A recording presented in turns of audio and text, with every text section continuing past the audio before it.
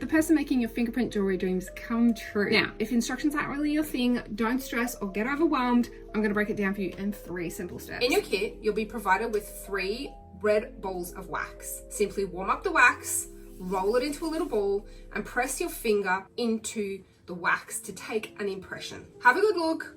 If it looks like there's a fingerprint in it, great. You've done it. Make sure to take an impression using all the balls of wax provided in your kit and then pack it all up and send it back to me. I do have to go over all the nuances and little bits of information on the different types of impressions you can take. That's why on the next slide, I'm going to provide timestamps so that you can fast forward to the specific questions that you might have or the specific piece of jewelry, because not everything that I cover in this video is going to be applicable to your piece of jewelry. I cannot wait to make this beautiful sentimental piece together. Let's make some magic.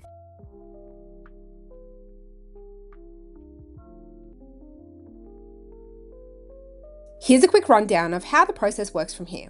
You'll need to use all the pieces of wax provided in your kit, and the reason for this is that there is always one that's better than the other 2, but also sometimes they can get damaged throughout the process, so I like to have backup options. You take your impressions as per the instructions and send them back to me. I then prepare the waxes to turn them into metal, and then I send them to a casting house where they have specialty equipment to turn it into jewelry using the lost wax casting method, and then I receive your prints in metal back, and I work my magic to perfect them before I pack it all up and send it to you. In your kit, you'll find 3 round containers with a piece of red wax inside each container, a card to write your story if you wish to share, or you can type it out below this video, a ring sizer if you've ordered a ring, an information card for me to keep track of your order, and a return post label. A few things to note: I provide 3 pieces of wax per single finished fingerprint. If you're an international customer, you will not receive a return post label. Once you've taken your impressions, please get in touch via email or DM with photos of your impressions, and we'll discuss the best way to return your parcel from there. If you've received this kit as a gift, or if you've ordered just the kit, I highly recommend sending the kit back to me before proceeding with your order, and getting in touch via email to let me know that you've done so that we can discuss your next steps. There are 2 ways to warm the wax up. You can either use a hairdryer to warm the wax, or you can get a small container of warm water. Use water that is warm bath temperature, where you can still put your hand into it and then put all the balls of wax into the water and leave them to warm up for about a minute. Using 1 wax ball at a time, leave the unused ones in the water until you're ready to use them. Whether you warm it with water or a hairdryer, this is the consistency you want the wax to be right before you use it. Malleable and soft, but not melting.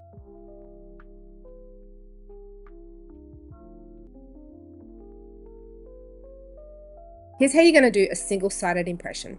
Once the wax is warm, roll it into a ball, place it on one of the pieces of wax paper that comes in little containers on a hard surface, and press your fingerprint gently into the ball. Carefully check you're happy with the print and repeat for all pieces of wax in the kit. To take a double-sided impression, take your warm wax ball and press evenly into both sides of the wax ball at the same time. I cannot join 2 separate waxes together, so it's very important that you take the impression double-sided. To take a family bar impression, you need to roll your warm wax into an oblong snake shape.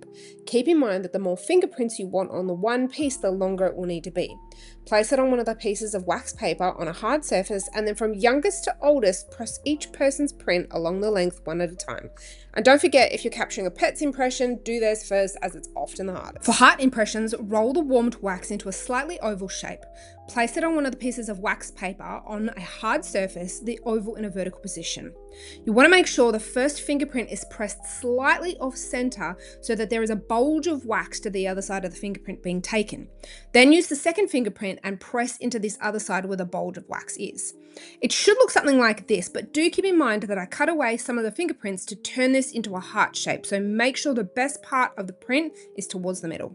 To create a ring band, you'll get a ring shaper and a long strip of waxed paper. First, warm the wax ball and then roll it out into a long snake, and then keeping the waxed paper between the shaper and the wax, bend the whole piece around the ring shaper. As you can see, we're creating a band shape here. Then, one at a time, press the fingerprints into the band.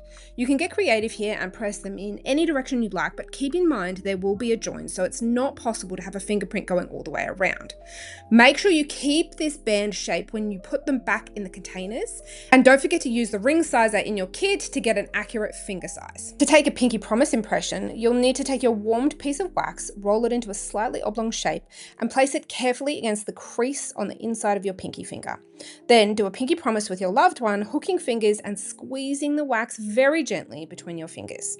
Slowly pull away and you'll have an odd-shaped wax with the print on both sides, but make sure that you take note of whose fingerprint you want to be on top of the ring, as you're going to need to place it carefully over your pinky finger and very gently with your fingers on either side of the ends of the wax, press it into a rough band shape. This helps me understand whose fingerprint needs to be on the outside, and if it's in this shape, then I don't have to follow up with any questions. Don't forget to put it back in the container very carefully, making sure you don't squash it when you close the container lid. Children under 1 typically don't have defined fingerprints for a clear print from their fingertip, so we need to get the print from elsewhere on their hand. Generally, the creases along the length of their fingers will produce a really beautiful print, and this is where the infant print specialty comes in.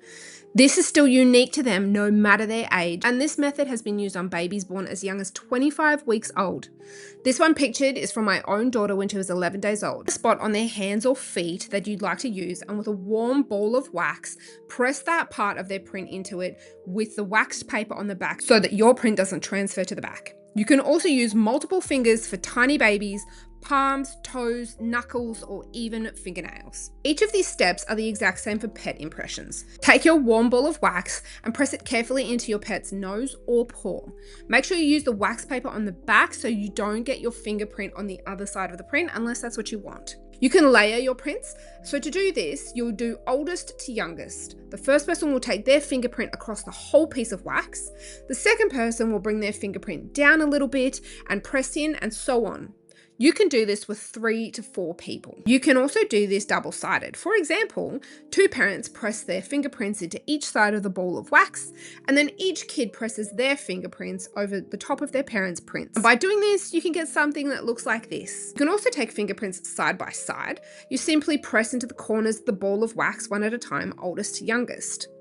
And lastly, you can create a slightly oblong shape with the wax and push 3 prints into it all at once to produce a result that looks like this. Double-sided dog nose prints are some of the most requested pieces of jewelry that I get. The only way my customers consistently manage to achieve this is by taking polymer clay molds of their pets' prints first and then pressing the wax between those 2 molds. If this is something you wish to do, you can find information on how to create a polymer clay mold in the pinned post on my Instagram profile, as well as a link in the FAQ section below. Creating the lip on your fingerprint piece is probably one of my most asked questions, and it's all about the angle at which you come at the print from.